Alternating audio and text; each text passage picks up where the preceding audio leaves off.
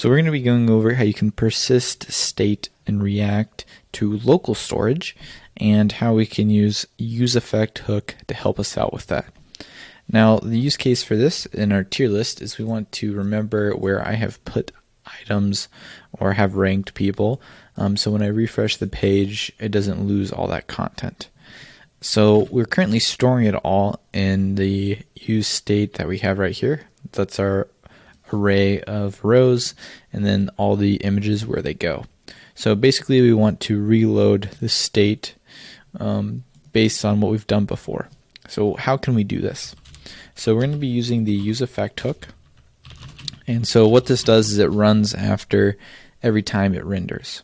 So what we can do is we can take what the current state is and save it to local storage inside useEffect. So here I'm going to say json.stringify.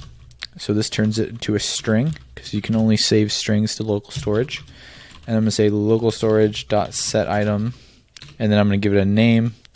I'm going to call this my tier list, and then the value is going to be the string JSON of our rows. Okay, so I'm going to give this a save, and now what's going to happen is when I add items or add rows and rearrange things, it's going to remember the order in local storage. So if I inspect and go to application, I can see my local storage and I can see what it looks like. So right now you can see the top one has an empty label, but if I rename it to top, you'll notice in local storage now says top here. So perfect. So the next step is to take what's stored in local storage and load that into the state when it first loads. So how can we do that? Well, we're going to add another useEffect right above here. And this we only want to run when it first, after the first render. And so what we're going to do is we're going to set the rows, and what we're going to set it equal to is what we have in local storage. So we're going to say const data is equal to local storage dot get item my tier list. So now remember, this is a stringified version of the rows, so we're going to have to parse it. But we can first check if we have data too, because maybe the first time the data is empty. Now you can add a try catch around this if you want to too, in case parse fails, but in this case I'm not going to worry about that. So here I'm just going to say if we do have some data, I'm going to parse it and set it as the rows.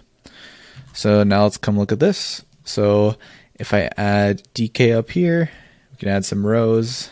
This is a top row. Can add some more guys up here and we can rearrange it. And now if I refresh, you'll notice it loads back in with the state that we have saved in local storage. And good to note, this is running, this useEffect hook is running before this useEffect hook. That way it doesn't get overwritten this way. Alright, so that is how you can save the state that you have saved in your React application to local storage. Basically, after each render, we're saving it there. You could take a different approach, but this works quite well for our application. And then we just rehydrate the state, or I guess just set the state after the first render and the useEffect here.